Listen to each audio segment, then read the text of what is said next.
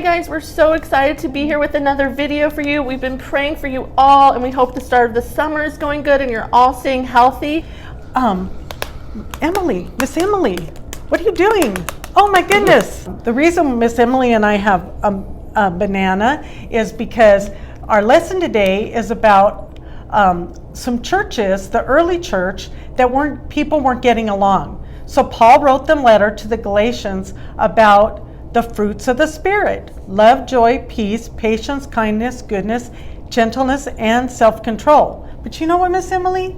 It's not good enough just to know all those things. You have to have them in your heart, and you have to live them out.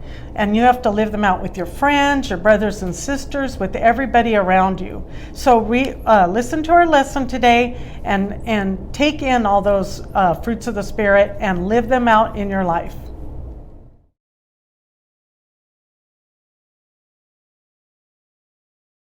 Fruit of the Spirit. Paul helped people understand how to live the way God wanted them to live. One time, Paul wrote a letter to a group of people called the Galatians. The Galatians had a new church and they needed lots of help. One of the problems they had was that they were always arguing. They fought and fought about all sorts of things. The Galatians didn't always agree about what it meant to be a church and what rules to follow. They had a hard time getting along, and it was getting in the way of them making a good church. Paul wrote a letter to the Galatians to tell them to stop fighting. He had some great advice.